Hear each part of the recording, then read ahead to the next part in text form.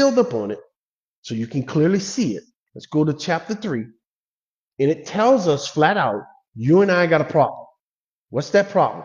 Number one, you got sin and you can't pay for it. Number two is you come short of being equal with God. So what does this glory thing mean? That means in order to have the glory of God, you have to be equal with God in all respects. You got to be equal with God in power. You have to be equal with God in glory. That is his presence, his essence. You have to be equal with God. In John chapter 5, Jesus says he is equal with God in 7 things. Equal with God. You're not. So you got a problem. And that problem means you fall short of the glory. So you don't have any glory. Now, going back to Romans 5, God now tells you how you're going to get this glory. Okay? How do I get this glory, God? He tells you right here. You not only get peace. So watch. It's by God's faith, 1. You get peace, 2. And you get it through Christ. Now you have access, 3. By faith, 4. Into God's grace, 5. And you stand on that, 6, 7. You can now rejoice. And the last thing you get is the hope of having God's glory. Do you see that? In that, what did you do? He flat out tells you at the end of verse 2, you get God's glory. Now, go back in verse 1 and verse 2, and you show me what did you do. What's your part? What's your role in that? Nothing, man. You did nothing. Nothing. But at the end of verse 2, he tells you have the hope.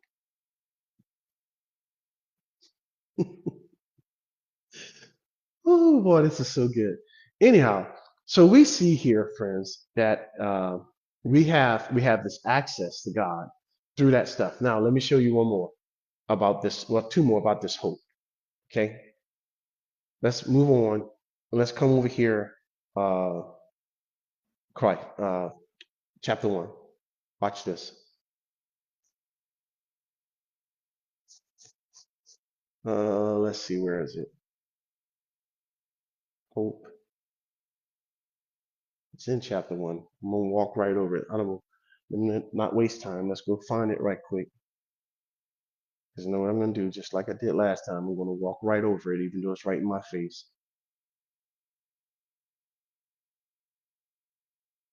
Yep, I was doing it again. Right in my face.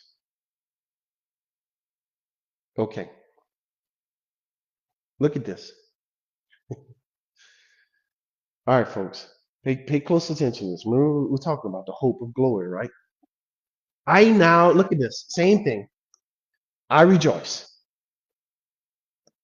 In chapter 5 in Romans, Paul was rejoicing.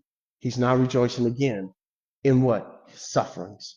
You can't rejoice in sufferings, friends, if you're not sure about salvation. For you, and fill up in my flesh what is lacking in the afflictions of Christ. Now he's not talking about Christ is missing something from the payment of sin. He's just talking about you being part of Christ's body. Satan is going to afflict you because you are a member of Christ. For the sake of his body, which is the church, of which I became a minister according to the stewardship from God, which was given to me for you, to fulfill the word of God, the mystery. Now here we go. The mystery simply means God did not reveal it to others before he revealed it to Paul. That's all it means. Nobody else received this except Paul through revelation from Jesus Christ, which had been hidden. You see that right there? God hid it from everybody else and from generations. Nobody else knows about this. God hid it on purpose. The angels didn't know, and no other humans on the planet knew until God revealed it to Paul. Now listen to him. but now has been revealed to his saints. To them, who? The saints, God's saints. Look at this, friends. God willed. How do you get this? Do you will to make certain things of God known? Of course not.